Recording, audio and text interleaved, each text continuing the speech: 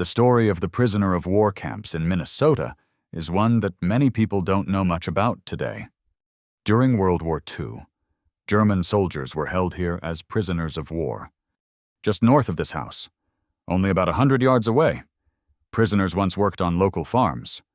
Agriculture became the main purpose for their labor during the war because the United States faced a serious shortage of farmhands as many American men were away fighting overseas. Not everyone felt comfortable having the enemy so close to their community. The challenge was both moral and human. You were the caretaker of those who had once been your adversary. Which path would you take? The Geneva Convention required the humane treatment of all prisoners, so they had to be shown a certain level of respect. Over time, what we heard back from many of those POWs after they returned to Germany was that the experience had changed their lives. One of them wrote, "I take the liberty of writing a letter to you. In 1944, I worked for you at your farm as a prisoner of war. I thank you, and you treated me so well." Another letter read, "The time I spent in Owatonna, especially under your supervision, was the best time in my life as a prisoner." Yet another message carried a tone of quiet desperation. "Please be so kind and send me something to eat. Everywhere there is rubble, despair, and cold." 80 years have passed since then. Most of that generation has now faded into history. So many of those stories were never passed down. It is remarkable that, for the most part, those who faced that moral test chose compassion. They treated the prisoners as fellow human beings. I'd like to believe we would do the same today. A reporter once announced, "En route to prison camps throughout the United States, 3,000 German prisoners of war arrive in New York." The story of the POW camps in Minnesota truly began with key moments of the Second World War. Prisoners came from Europe in two main waves first. Soldiers from the Africa Corps who surrendered to the British 8th Army in 1943, and then the larger influx after the D-Day invasion in 1944.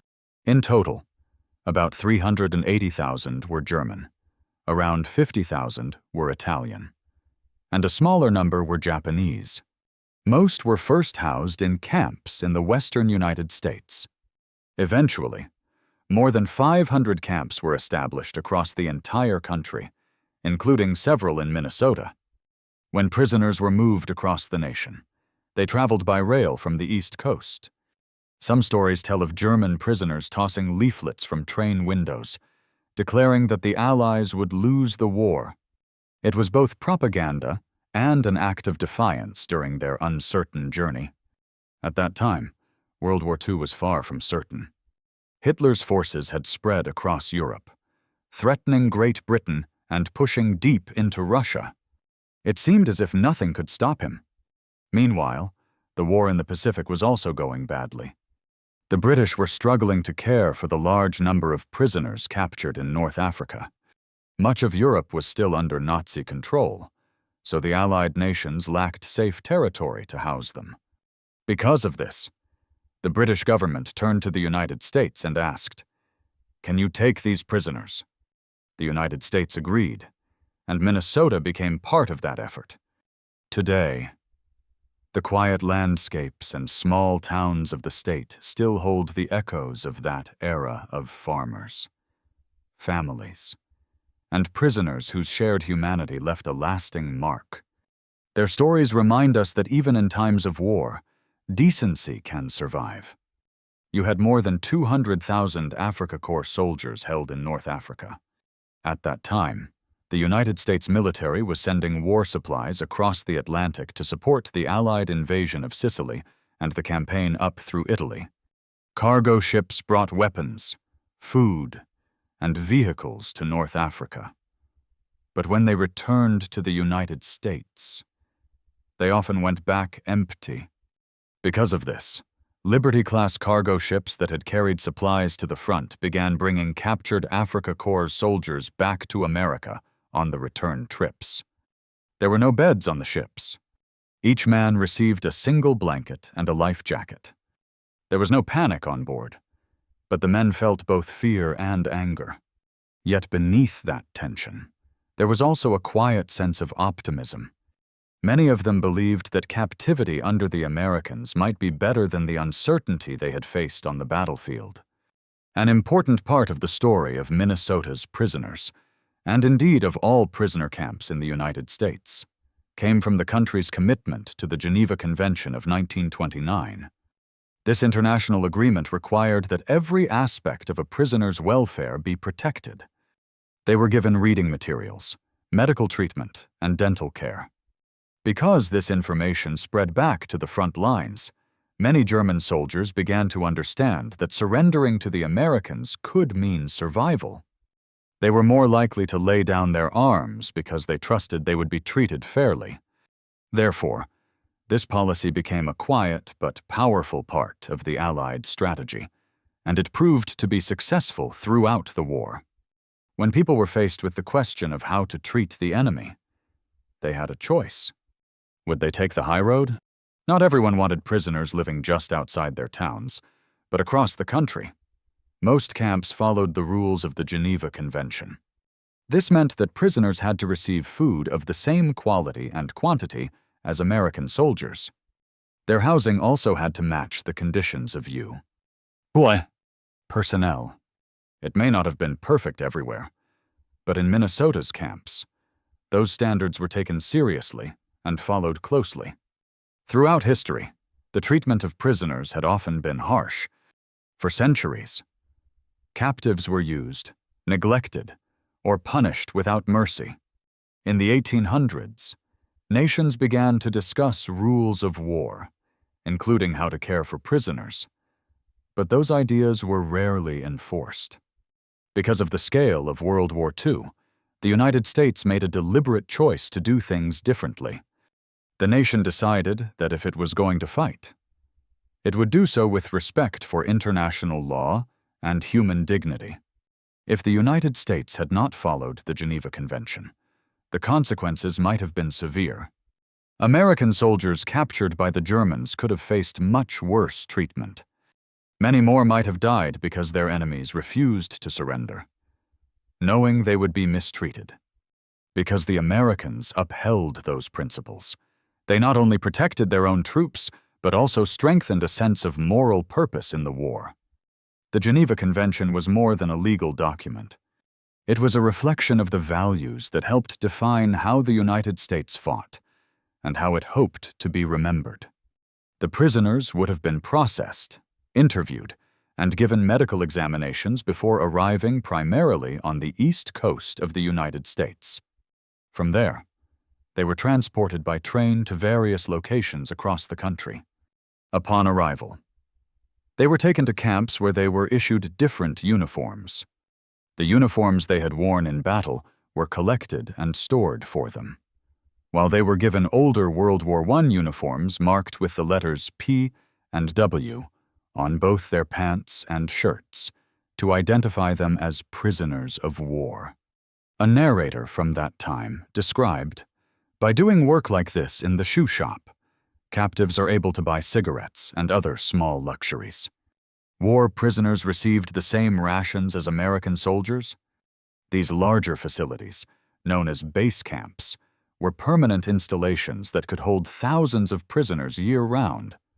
The United States had made it an official goal to have these prisoners work. Because of that, agricultural labor became their main occupation.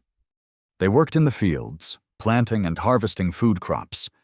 What they did not realize was that their effort was essential to keeping America's food supply strong, not only for the local communities, but also for the soldiers fighting overseas, and for Allied nations struggling with shortages caused by the war.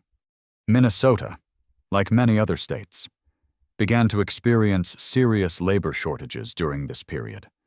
By the fall of 1943, Paul Miller, an agricultural extension officer at the University of Minnesota, organized a statewide program to bring farm labor to where it was needed most. He recognized that the coming harvest season would be difficult without additional help from prisoner labor. One visitor once asked, So this is the actual location where the prisoners arrived in September 1943. The reply came, yes, right here. These tracks have been restored to the same spot where the main line track was in 1943. It was along these very rails that many of the first groups of prisoners entered the state. The Italian prisoners were present only during the very beginning of Minnesota's POW history, and then again briefly at the end, after the war had officially ended. In Olivia, they worked for a seed company and helped with various other farm duties that were needed at the time. In Princeton, they worked for a man named Odin Odegaard, who owned a large potato farming operation. This was serious business, and every task was documented with great precision, as wartime regulations required. From that era, we can still see some of the records that detailed their labor and schedules. The harvest season was underway in September, and crops such as potatoes and onions needed to be brought in quickly. Because most of the work was still done by hand, farms needed as many workers as possible.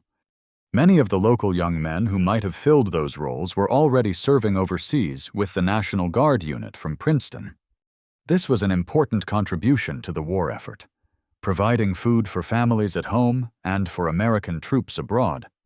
The town had already lost several young men in the war, so there were many reasons why local people might have felt bitterness toward prisoners from the enemy side. But one man, O.J. Odegaard, chose a different path. He set the tone by treating his Italian prisoners of war with dignity and fairness. He was not cruel or indifferent. He showed respect. He even arranged a small canteen near their tent camp on the bog, where they could buy beer and cigarettes. They were paid $3 a day, which was the standard rate for field workers at that time. And they worked 10-hour days alongside local laborers. Everyone who saw the Italian prisoners passing by remembered their singing. They loved to sing. They sang while they worked. From early morning to late afternoon, their voices carried across the fields. They sang on the flatbed trucks that brought them into town. Whether it was for warehouse work or to attend the local movie theater on weekends, they were a cheerful group, full of energy and life. That is mostly what people remembered seeing them riding on those trucks, smiling and waving as they traveled to and from the bog area. I suppose they were grateful to be far away from the fighting and to find themselves in a peaceful place like this. Because of that, they were getting the best of both worlds. People in this part of Minnesota had not seen many men from Mediterranean countries before. This was a region shaped mostly by Northern European roots, with families of German, Norwegian, and Swedish descent. So when the Italian prisoners arrived at the Princeton Great Northern Railway Depot, one of the first questions people asked was, why would they send these men all the way to Princeton? In the 1940s, international travel was rare. Very few Americans had ever been to Europe, and few Europeans had come here. As a result, the arrival of these men felt unusual and memorable. Even today, those who were children then now well into their 80s and 90s still recall the presence of those prisoners.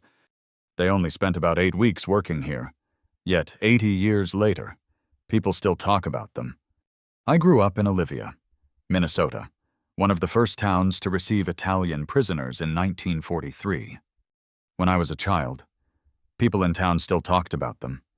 Farmers remembered working alongside the prisoners in the fields. It was not a topic that came up often, but in a small town, stories like that stayed alive through quiet conversation. You just had to listen closely to hear them. At first, there had been concern about sabotage. Many Americans worried that these prisoners might try to damage property or disrupt operations. But as time went on, those fears faded. It became clear that sabotage was not a real threat. The need for labor, however, kept growing. Therefore, the United States began to expand the branch camp system, both to address labor shortages and to make better use of the prisoners. By 1944, the demand for workers had become serious across Minnesota. Factories and farms both applied to have prisoners assigned to them, especially during the canning season. In some canning companies, nearly the entire operation depended on prisoner labor to keep production running. The German prisoners who arrived later were veterans of Rommel's Africa Corps. They came to Owatonna and Steele County because the area needed a large workforce. The local canning company required hundreds of hands to process vegetables, and many of the town's young men were serving in the army. The same was true for nearby farms and the milk processing plant in town. The location was ideal for a camp because it was far from any international border over 150 miles away, making escape extremely difficult. There was also a property available that could house many men. It was the old Thomas Cashman farm. North of Owatonna, along Highway 65. After Mr. Cashman's death, the farm had been left vacant, and by arrangement, Mrs. Cashman allowed it to be used to house the prisoners. Howard Hong, who oversaw their care, made sure their living conditions met the requirements of the Geneva Convention. He ensured that, beyond their working hours, the prisoners had ways to stay active through reading, sports, and other forms of recreation. Because if you kept them busy, they would be less likely to become restless or plan escape attempts.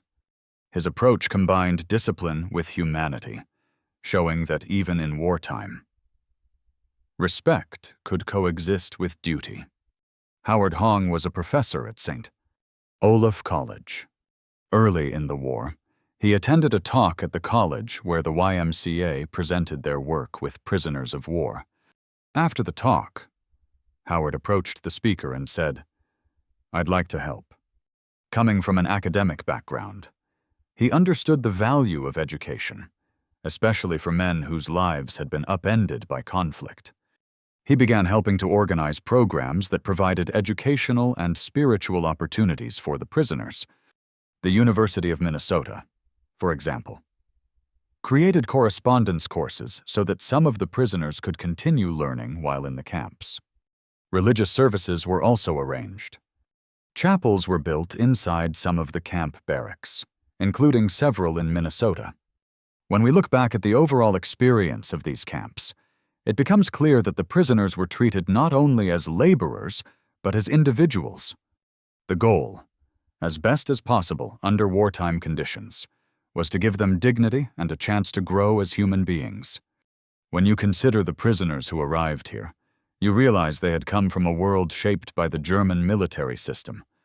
Many had been trained to obey without question. Some had fought since 1937 in Spain or since 1939 in Poland. By the time they reached the United States, they were weary. But here, they found enough food, warmth, and respect. They saw people like Howard Hong from Minnesota bringing them art and woodworking supplies, treating them as human beings rather than enemies. Because of that, some began to reflect on what they had believed in and which side of the story they truly wanted to belong to. The camp commanders understood that work was only part of the daily routine. Labor might take up 8 to 10 hours, but what came after mattered just as much. The men needed activities, sports, art, music, drama to occupy their minds and restore their sense of purpose. Facilities were built for recreation, and prisoners were provided with materials for creative and athletic work. One prisoner later said the best thing that happened to him during the war was realizing that he could be rehabilitated and that his sense of humanity could return. A wartime narrator described it this way: "These Signal Corps pictures show a fully equipped recreation room provided for the captives, who even have their own band. America scrupulously observes the principles of humanity in her treatment of war prisoners." Former prisoners themselves recalled, "We had a wonderful life. We stayed in the barracks, and we could play chess, sports, and read." They remembered being able to buy American newspapers written in German, along with the New York Times, which gave them a window into the world beyond the wire. As these prisoners arrived in small Midwestern towns, the question naturally arose, how would the locals react? In many places, the response was mixed. At first, there was curiosity, even enthusiasm, about the idea of prisoners working on local farms or in nearby factories. But others questioned it. People asked, why are we taking care of them? They're the ones killing our sons overseas. That feeling was understandable. For families with loved ones on the front lines, compassion for the enemy did not come easily. There was resistance in several Minnesota communities, especially at the beginning. But over time, in places like Owatonna and New Ulm, towns with large German-American populations, those attitudes began to change. Because these camps operated year-round, the prisoners developed lasting relationships with the people they worked alongside. In New Ulm, where many residents still spoke German, they found they had acquaintances or family connections back in Germany. These shared ties helped soften the hostility. Gradually, the lines between enemy and neighbor blurred, replaced by simple human understanding. We are standing on the south side of what is now Flandreau State Park. Behind me once stood 8 barracks that housed the prisoners of war. The area was surrounded by a tall fence, topped with lights, and 12 Army guards were assigned to oversee it. The camp could hold around 160 men comfortably. It had a mess hall, latrines, a drainage field, a recreation hall, and administrative buildings. Everything was already in place, so when the U.S. Army took over, it became a ready-made facility. The state park handed it over to the military to manage, and the camp operated much like a small, self-contained village. During the warmer months, the prisoners worked for nearby farmers, helping to plant or harvest crops. They also worked in vegetable processing plants in Sleepy Eye, Minnesota, handling corn and peas brought in from local farms. When winter arrived, the men were given indoor assignments, such as working at the Oaks Brick and Tile plant in Springfield, or the New Ulm Brick and Tile Factory. In 1944, I was 16 years old. On Saturdays, our family bakery would deliver bread, donuts, and other baked goods to the camp for the prisoners. Because I spoke German, I was asked to bring the deliveries to them. It gave me a chance to talk with the men for 15 or 20 minutes while we unloaded. I didn't know them well, but I enjoyed those conversations. They were curious about my life, asking about school and what I wanted to do. For me, it was special to speak with people from Germany, especially during a time when the world was so divided by war. My father served as one of the guards at the Flandreau POW camp. On Friday and Saturday nights, the guards were sometimes allowed to relax and listen to music. Local girls often came down to join the gatherings, and that's how my father met my mother. There were also stories passed down about locals who would drive out to the camp at night and signal the prisoners with a car horn. A few prisoners would slip out, spend an evening with them, and then be brought back later. One case even made it into the local newspaper. A couple had taken 2 POWs out but failed to return them on time. And the next day, they were taken to court. It became quite the topic of conversation in town. As a research librarian at the Brown County Historical Society, I've come across many stories like these. Our archives hold over 500 family files. One of the most memorable visitors I had was a woman passing through New Ulm. She walked into my office and asked, "Do you have a list of all the POWs who were held at the Flandreau camp during World War II?" I told her that we didn't have a complete list. She paused and said, "The reason I'm asking is because my mother told me my father was one of the prisoners." She had come searching for her father's name, hoping to find a piece of her own history. Some of the prisoners formed close friendships with people they worked alongside, particularly at the canning company. One such story came from Karl Teschner, who became close to a local woman named Irma Schult. He wrote, "My dearest Irma, Always I'm thinking of you, and often I dream I help you to label the cans. I was very glad about your letter in German. You didn't make too many mistakes, and I could read it well. I'm glad to know that you can write German better than I can in English. I often think back to the many cheerful hours we spent together. I miss you very much and hope to see you again before long. His words capture how, even in a time shaped by conflict, small moments of kindness and connection could cross the barriers of war. In the cannery experience, the prisoners worked primarily in food processing plants.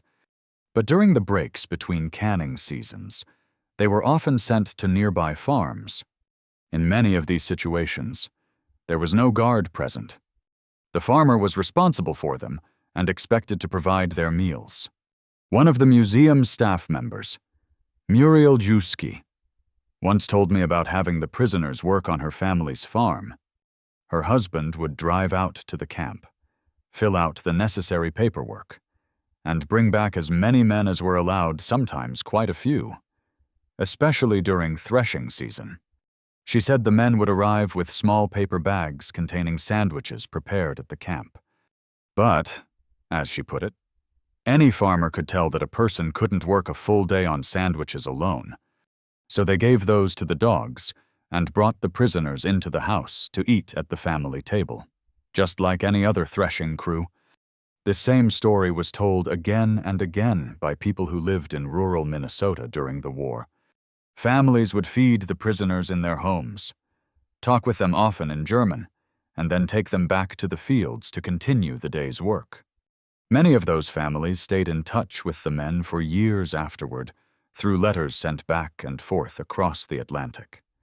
We had German prisoners working just north of our house, about 100 yards away. My parents often said that young women and local townsfolk would come out to visit them, bringing sandwiches, beer, and conversation. Many people in the area could speak fluent German because the #1 ethnic group in Minnesota was German. From 1860 to 1910, thousands of German immigrants had settled across the state, building farms, towns, and communities. By the 1940s, their children and grandchildren were the ones meeting these German prisoners face to face. It was, in a sense, a meeting between two generations divided by a war they had never asked for. I was surprised by how genuine those relationships became. Even though the rules discouraged personal contact, people connected anyway. The prisoners met locals who could speak their language. They shared stories, laughter, and sometimes even friendship. Those bonds lasted long after the war ended, and many wrote to each other for years. Looking back now, it's remarkable to think about what was happening in Europe at that same time compared to what was happening here. The contrast is startling. While cities across Germany lay in ruins, some of their countrymen were sitting at a farmer's table in southern Minnesota, sharing a meal and a beer. Many of these prisoners were simply ordinary men. Most came from the Army or Air Force. They were not all Nazi Party members or committed ideologues. In fact, very few were what you would call hardcore Nazis. The men assigned to the southern Minnesota camps were not members of the Waffen-SS or the political branches of the German military. They were farmers, tradesmen, clerks, and teachers, ordinary people caught in extraordinary circumstances. We needed help on the farm, so my father drove down to the camp and picked up as many prisoners as the car could hold, usually about 5 down. He brought them back to our family farm north of Gibbon, where my grandfather lived. My Uncle Henry was always curious and asked many questions. He once asked one of the prisoners, "Did you ever shoot at Allied troops?" The man shook his head and said no. He explained that he had been drafted, and if he refused, they would have shot him. He told us that before the war, he had been a school teacher. When he was forced into the army, they put him in a tank. The first thing he did, he said, was drive straight to the front lines and surrender. When asked about his memories of the landscapes, one former prisoner recalled, "The best memory I have of any place was Whitewater Camp. It was surrounded by a large state park, and that natural beauty stood in stark contrast to the scenes I remembered from Europe, the bombed-out cities, the ruins. It was summertime. The weather was good, and the air felt peaceful. There was a large rock there, and I used to sit on it often.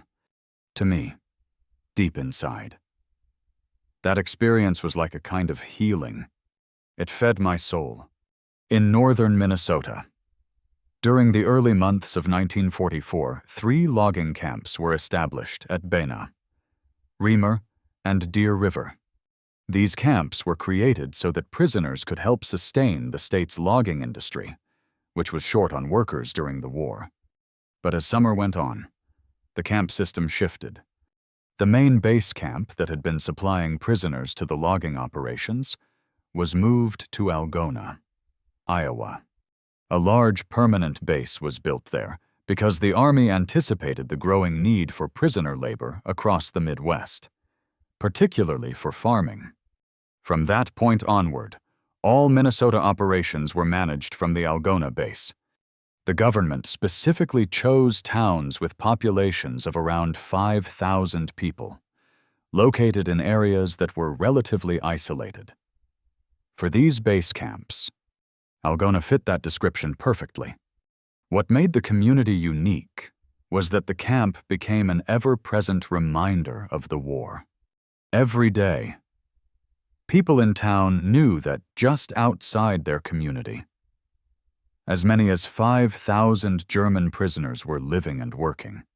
In time, those men left, but traces of their presence remained in the memories, in the stories, and in the quiet reminders scattered across the region. The connection between Iowa and Minnesota was natural because of that base camp.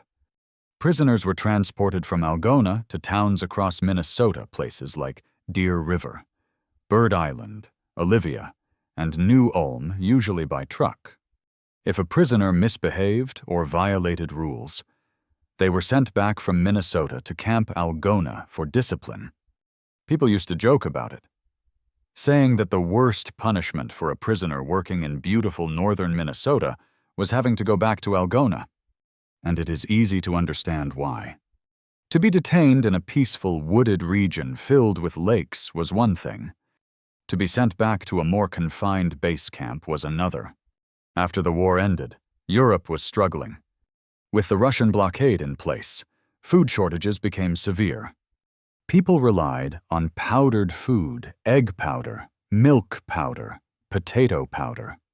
One of my earliest interviews with a former prisoner was with a man named Alfred Mueller. He had been captured in North Africa after breaking his leg while jumping into a bomb crater. Later, he was brought to the United States as a prisoner and spent time here in the Midwest. After the war, Alfred and his wife eventually returned to America. They settled first in Garner, Iowa. At that time, any person from a former enemy nation, like Germany or Italy, needed an American family to sponsor them before being allowed to live in the United States. The sponsors made sure they had housing, work, and a stable life. Alfred and his wife lived and worked in Garner for about 3 years before moving north to the Minneapolis-St. Paul area, and later to Faribault, Minnesota. That's where I finally met them.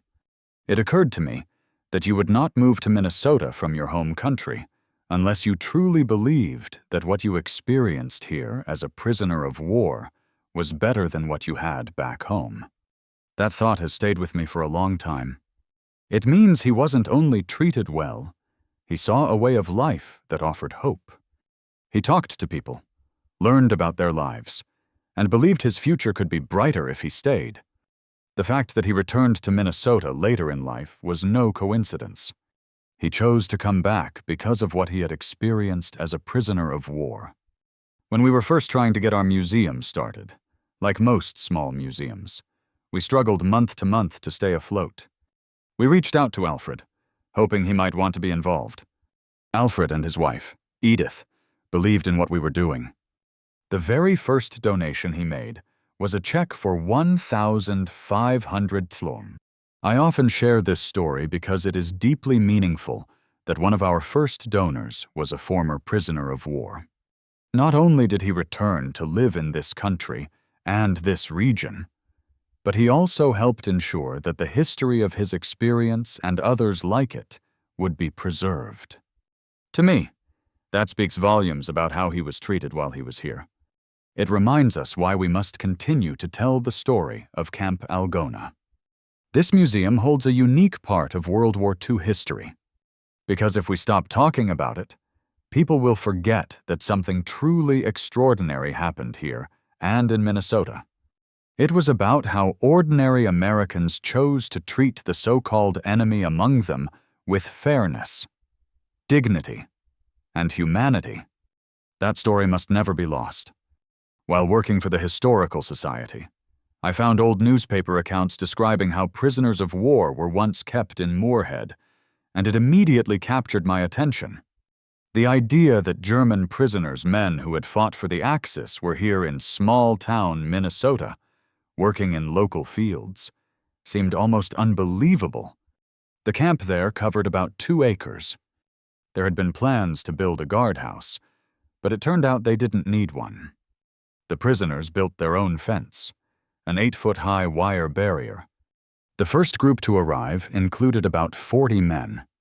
When they came, there was nowhere for them to stay, so they spent their first few nights in tents on the Horn farm, where they also helped build the barracks that would become their home. There was a lot of curiosity when the prisoners first arrived. People were anxious and intrigued at the same time. Many drove out to the camp just to catch a glimpse of them. According to the Fargo Forum, as many as 500 cars passed by on a single Sunday after the camp opened. Eventually, officials had to close off the street because the traffic became too heavy, and the constant public viewing was considered a violation of the prisoners' rights. The men worked mainly on the Hank Peterson and Paul Horn truck farms, though they were also sent out to help other farmers who needed extra labor. The prisoners preferred working for Hank Peterson. He was known for being more relaxed about the rules. There's a well-known story about how he once took a couple of prisoners into a bar in downtown Moorhead and bought them beers. That caused quite a stir in the community. People were shocked that he would share a drink with enemy soldiers. But stories like that show how easily human nature can soften the hard lines of war. There was even one account involving 2 young women who worked at St. Ansgar Hospital near the POW camp. They worked with the nuns during the day and had afternoons off between 1 and 4 o'clock. There wasn't much to do for entertainment, so sometimes they went out near the camp. They would meet 2 of the German prisoners behind barns or near the edge of the fields. One afternoon, a neighbor's wife saw them talking behind a haystack. Nothing improper happened. They were simply talking, but the 2 women were arrested briefly for fraternizing with enemy soldiers. They were frightened, of course, but later released. It became one of those small-town wartime stories people remembered for years afterward. Many of the prisoners were very young. Florence Drury, who worked as the bookkeeper at the Hank Peterson farm, remembered some of them as little more than boys. She even described them as babies, a comment that they didn't take kindly to. But in truth, some were only 16 or 18 years old. Hank Peterson treated them with kindness, almost like they were his own sons. He took them places, made sure they ate well, and sometimes invited them into his home for meals. I remember one day when the men were painting the barn white. I was there with my black Labrador, and one of them thought it would be funny to paint a white stripe down the dog's back. They laughed and said it made him look like a skunk. I was only 8 years old, and I didn't find it nearly as funny as they did. But that moment stuck with me because it showed the kind of playful relationship they had with my father. He often took them with him in the truck, and they grew fond of him. We still have letters from some of them, addressed respectfully to esteemed Mr. Peterson. One letter read, "I wanted to write to you from Germany. I truly believe you would still remember me. I worked for you for a long time as a prisoner of war. We had a beautiful time in America and on your farm. Now, Miss Peterson, I have a request. I have a check for $400. Would you please send me used clothes for that amount? It doesn't matter what kind, because I only have my uniform, and my wife and child also have very little. When the war ended, and these men returned home, many had nothing. Germany was in ruins. Some wanted desperately to come back to America to work, to rebuild their lives, and to return to the sense of dignity they had felt while here. There were stories, often mentioned in letters from guards and prisoners, that many Germans believed the woods beyond the camps were full of wolves and bears. They had grown up hearing tales of the wild American frontier. The guards quickly realized that if they encouraged those stories, it would help discourage prisoners from escaping. Even so, escapes did happen from time to time. The camps were not heavily fortified, and getting out was usually easy. In Deer River, for example, there wasn't even a fence for a while. Prisoners could simply walk away if they wanted to. 3 men managed to escape in August of 1945, right around the time of the Steele County Fair. Later, they were found enjoying themselves at the fairgrounds, blending in with the crowd and sampling the fair food before being taken back to camp. There was one escape. However, that was more serious and drew wider attention. It happened at the Bana camp in northern Minnesota. 2 prisoners there managed to slip away without anyone knowing. A former prisoner I interviewed said that none of the others had any idea about the plan. The men had been allowed to make small wooden boats for recreation on Lake Winnibigoshish, where the camp was located. They secretly kept one of those boats hidden. Over time, they saved provisions, bacon, bread, and other supplies and planned their escape route.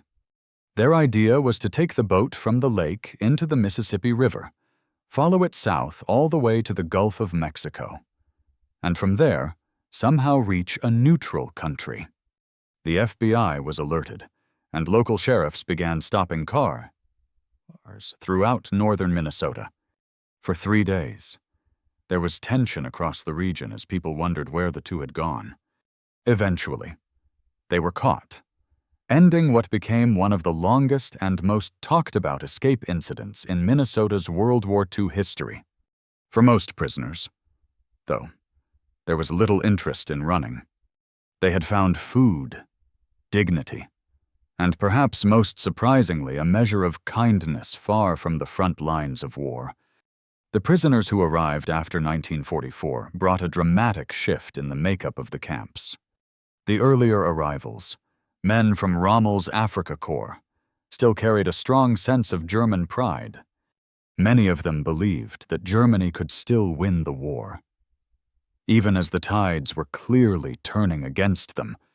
But after the Allied invasion of Normandy, new groups of captured soldiers began arriving. These men had seen the destruction in Europe and understood that defeat was inevitable. When they were placed in the same camps as the Africa Corps veterans, friction quickly developed. In some parts of the United States, those tensions turned deadly. One former prisoner remembered hearing the word traitor for the first time. The Americans removed him from the camp and took him to see the commander.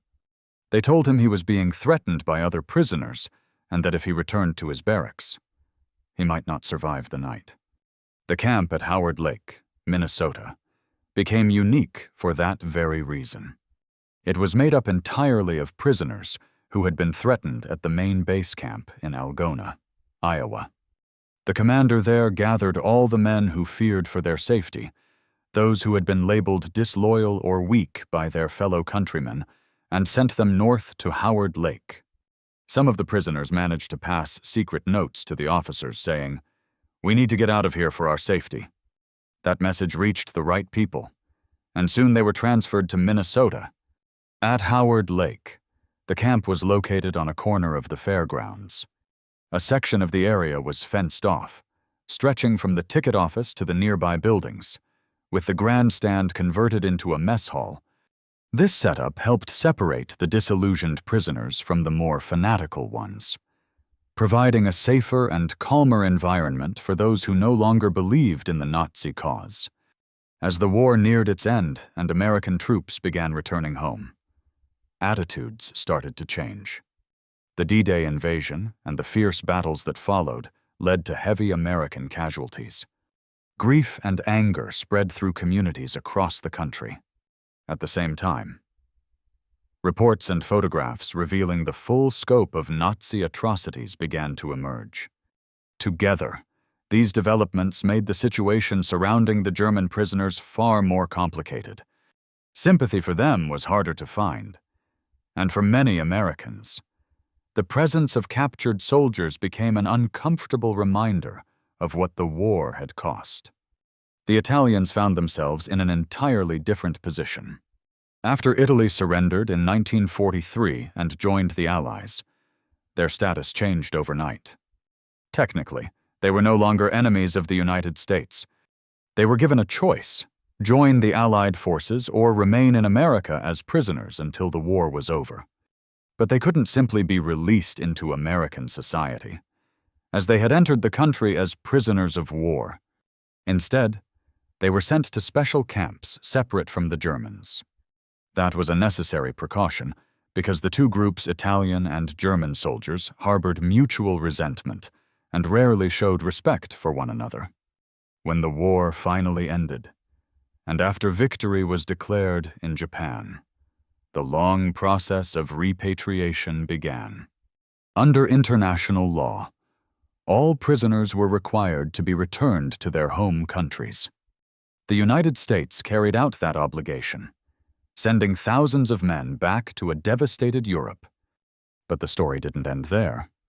Although nearly all were repatriated, many later found their way back to America, this time by choice. They returned not as prisoners, but as immigrants, drawn by the opportunities, freedoms, and humanity they had glimpsed during their captivity. Some became UN citizens and built new lives here, far removed from the battlefields that had once defined their youth. In many ways, what the United States was doing during the war, particularly in places like Minnesota, was far more meaningful than most people realize. By strictly following the Geneva Convention, we created an environment where German and Italian prisoners were treated humanely. Through that experience, many of those men gained a new perspective that they later carried back to Europe. When they arrived here, most had lived under Nazi rule for more than a decade. Hitler had been in power since the early 1930s, and they had known little else besides dictatorship and propaganda. But once in America, they saw another way of life, one that valued education, free thought, and democracy. When they returned home, they carried those ideas with them, influencing their professions, their communities, and even their countries with what they had learned here. The government understood that sending prisoners to the Midwest was not just practical, but strategic. Minnesota and the surrounding states had large German-American populations. People could speak their language, communicate with them, and form small but meaningful bonds. Through work and conversation, many prisoners began to see that the United States was not the enemy they had been taught to fear. It was something more complex, a place built on principles of freedom and fairness. If there is any redemptive value to come out of that war and those prison camps, perhaps it is this: the experience gave those men something they had lost, their sense of dignity. They helped feed a nation at war. But in doing so, they also regained part of their own humanity. There is no stronger way to earn respect than by treating others with respect. These men knew they would eventually go home. And when they did, they told their families and friends that they had been treated with fairness and compassion. They were not abused or humiliated. That became an important message that spread across post-war Europe. It reminded people that even in a time of global conflict, decency could still prevail. One photograph from the time captures that feeling perfectly. It shows a cake that Italian prisoners baked for O.J. Odegaard at the end of their stay in Princeton. They had decorated it with the initials O.Cow, the nickname they affectionately gave him. It was an extraordinary gesture of friendship. You would not expect Allied airmen held in German stalags to be baking farewell cakes for their captors. Yet here, that act of kindness said everything about the bond that had formed.